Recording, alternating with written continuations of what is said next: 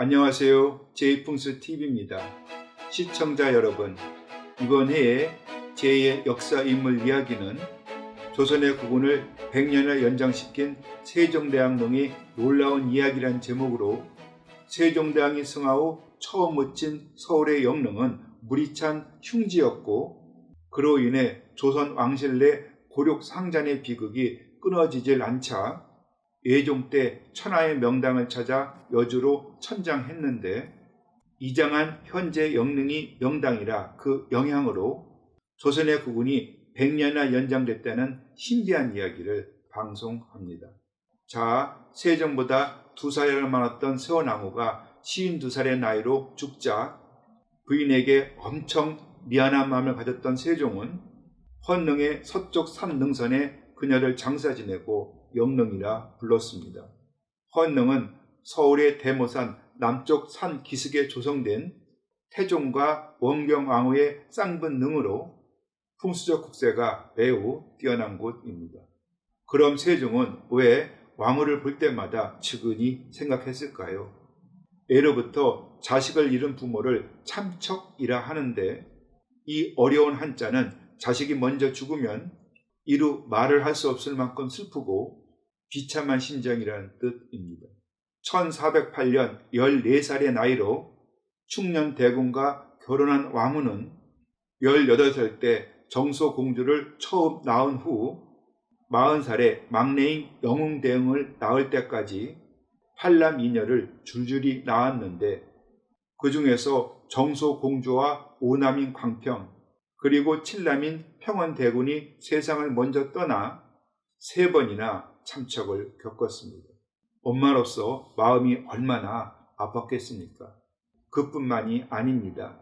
시아버지인 태종이 외척 세력을 견제한다며 친정 아버지인 시몬을 얼렁뚱땅 영목죄로 올가미를 씌워 처형을 시켰고, 그러자 친정 엄마인 안씨는 정일품의 삼한국 대부인에서 졸제 최하층 신분인 노비로 전락해 무려 8년간이나 관아에서 종노릇을 했습니다.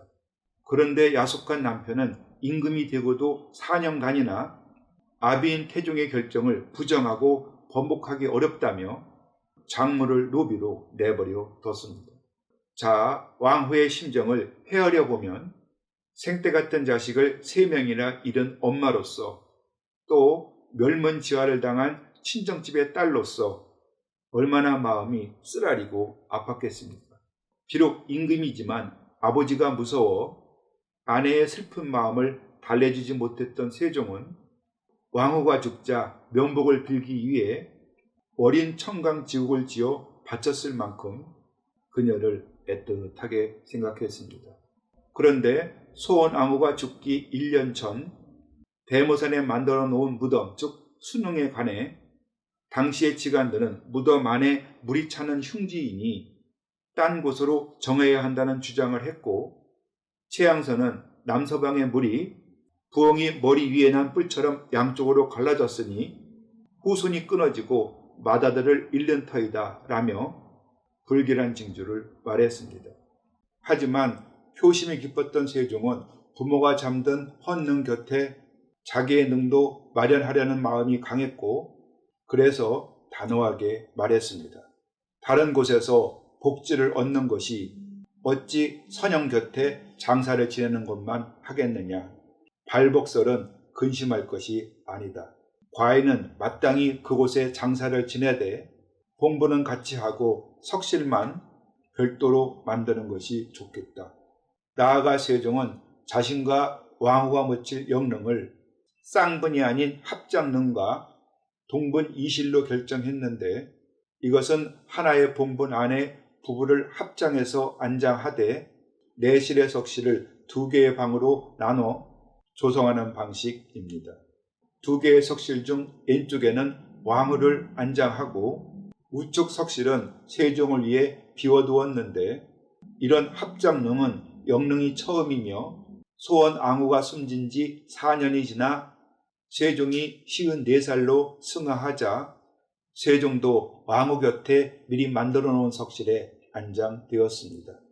자, 전국에서 진상되는 귀하고 맛난 음식을 사시사철 먹고 명의로 이름난 어이가 곁에서 건강을 돌본 제왕도 50살을 겨우 넘기고 죽었으니 당시 헐벗고 굶주린 백성들의 수명은 과연 어느 정도였을까요? 시청자 여러분, 세종대왕은 조선을 통치한 27명의 임금 중 태평성대를 이룩하고 민족 문화를 꽃피워 역사상 가장 존경받는 임금인데요. 정치만 잘한 것이 아닙니다. 낮에는 정사에 힘써 나라를 부강하게 하고 밤에는 방사에 힘써 22명의 아들과 딸을 낳을 만큼 천성이 부지런했습니다. 그런데 세종은 운동을 싫어하여 몸이 뚱뚱했고 당뇨병을 심하게 앓아 36살을 넘어서는 하루에 한 동이의 물을 마실 만큼 심한 갈증에 시달렸습니다. 그러자 한 가지 병이 나으면 또 한 가지의 병이 생겨 나의 몸이 약해짐이 참 심하다라고 한탄을 할 만큼 안질, 두통, 부종, 수전증 등 여러 잔병을 달고 산 그야말로 움직이는 종합병원이었습니다. 설상가상으로 40살이 넘어서는 국정을 살피기 어려울 만큼 건강이 나빠졌고 나중에는 독서도 못할 만큼 병이 깊어졌는데 그럼에도 지칠 줄 모르는 열정으로 훈민정음을 직접 창자해 1446년 반포를 한 위대한 제왕이었습니다. 하지만 1450년 세종이 영릉에 묻힌 뒤 조선 왕실에는 크고 작은 변고가 끊어지질 않았는데 세종에 이어 용상에 오른 문종은 제2년 만에 종기가 나 죽었고 단종은 제3년 뒤 영월로 유배돼 사약을 받아 죽었고 세조는 통치 13년 뒤 병으로 죽었습니다. 애종도 임금이 된 지 1년 만에 승하했으니 19년 동안 무려 4명의 임금이 바뀐 것입니다. 왕실에 닥친 비극이 모두 영릉이 풍수적으로 흉해 일어난 것이란 의심이 들자 세조 때 영릉을 다른 곳으로 옮기자는 주장이 처음 나왔습니다. 세조가 천능 즉 영릉의 이장에 관해 대신들의 의견을 묻자 서거정은 선대의 묘를 이장하려는 것은 복을 얻기 위함인데 이미 제왕의 자리에 오른 분이 무엇을 더 바라겠습니까? 하며 반대를 했습니다. 이장을 통해 종묘사직을 보다 견고히 유지하고픈 임금의 마음에 스크래치를 낸 것이나 다름이 없었으나 세조는 화를 묵묵히 삭혔고 그 결과 이장 논의는 반발에 부딪혀 사그라졌습니다.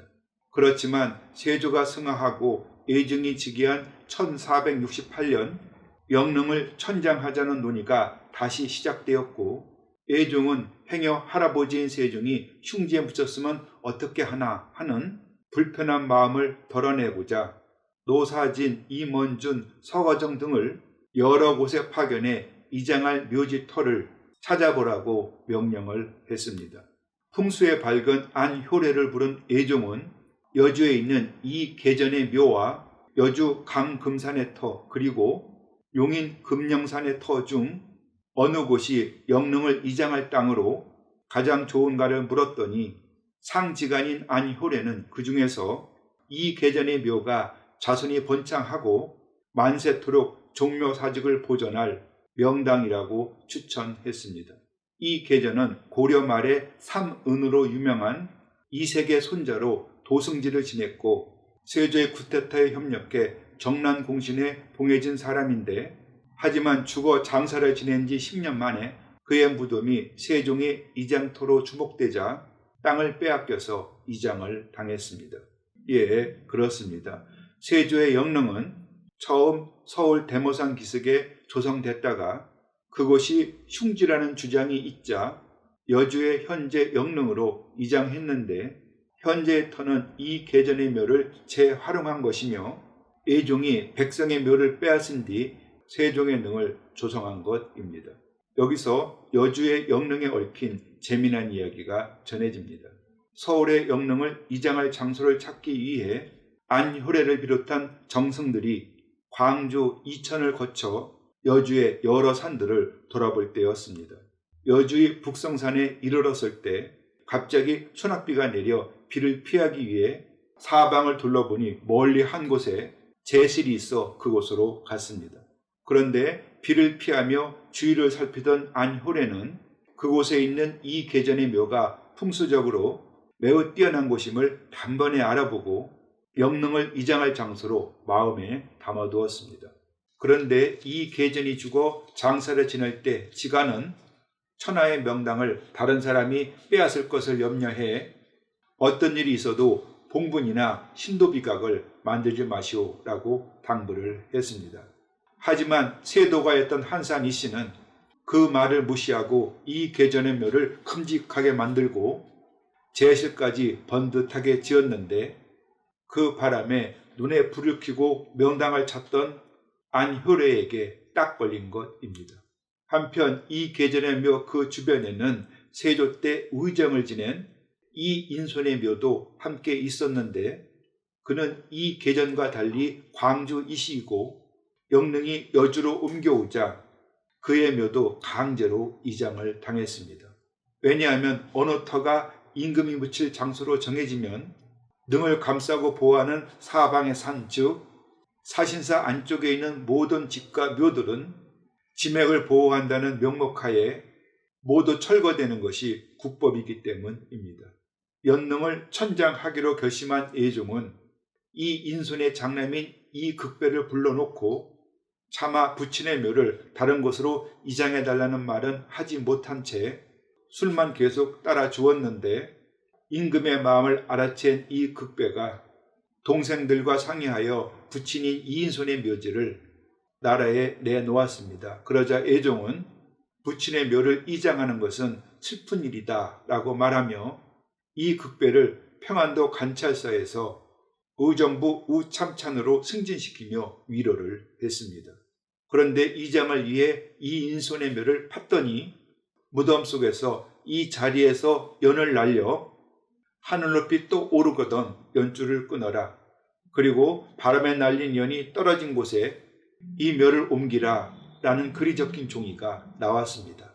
사람들이 신기하게 생각하여 그대로 따랐더니 바람에 날린 연이 서쪽으로 10리 정도 날아가서 떨어졌고 이 인수는 죽은 지 6년 만에 연이 떨어진 현재 여주시 신지리로 묘를 이장했습니다.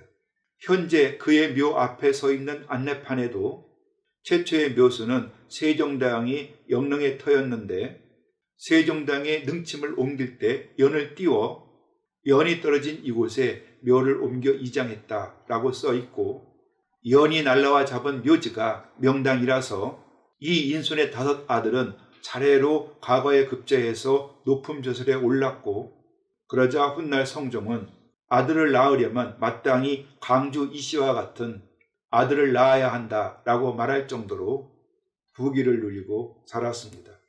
한편 여주가 영릉을 천장할 장소로 결정되자 세종을 장사 지낸 지 19년 만인 1469년 무덤을 파헤쳤는데 끔찍하게도 무덤 안에 물이 가득 차 세종과 왕후의 시신은 말할 것도 없고 수의 한 올도 썩지가 않은 채 장사를 지낼 때와 똑같았다고 하니 영릉의 터를 처음 정할 때 그곳이 충지라고 말한 지간의 주장이 결국 옳았음이 증명되었습니다.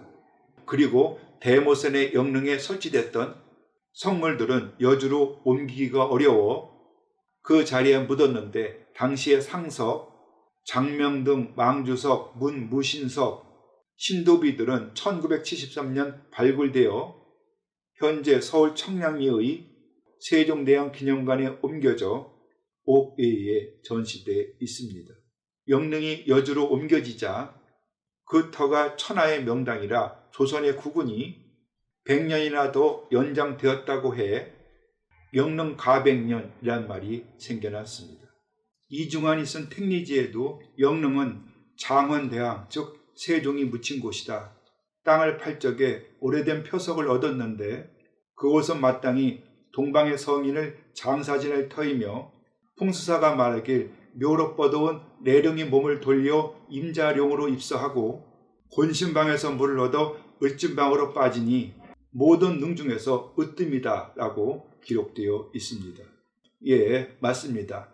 충남 예산에 있는 남영군묘는 조선 말에 고종과 순종 황제를 배출해 2대 천재지주로 유명하고 춘천시 북산면에 있는 한천자의 묘는 한시성을 가진 머슴이 아버지 묘를 잘 쓴 뒤 중국으로 건너가 황제가 됐다는 전설이 전해지듯이 조선 왕실은 종묘사직을 보존하고자 사대부들은 가문의 지속적인 번영을 위해 명당을 찾아 묘를 쓰는 일에 정성을 다했습니다. 시청자님들 중에 한국의 최고 명당이 대체 어디인가 라고 궁금히 여긴다면 조선의 국운을 100년이나 연장시킨 세종대왕릉이 놀라운 이야기의 현장이고 명당의 교과서적인 신뢰인 여주의 영릉을 찾아가 눈으로 직접 확인하길 권합니다. 왜냐하면 영릉은 주산에서 능으로 뻗어온 짐에게 기상이 힘차고 유정한 모습의 산들이 사방을 감싸 보호하는 그야말로 하늘이 감춰두고 땅이 비밀로 붙인 천하의 명당이라 명당의 묘를 쓰면 후손 중에 큰 인물이 나고 부자가 된다는 풍수사상을 뛰어넘어 나라의 구원까지 100년이나 더 연장시켰다는 발복설이 전해지기 때문입니다.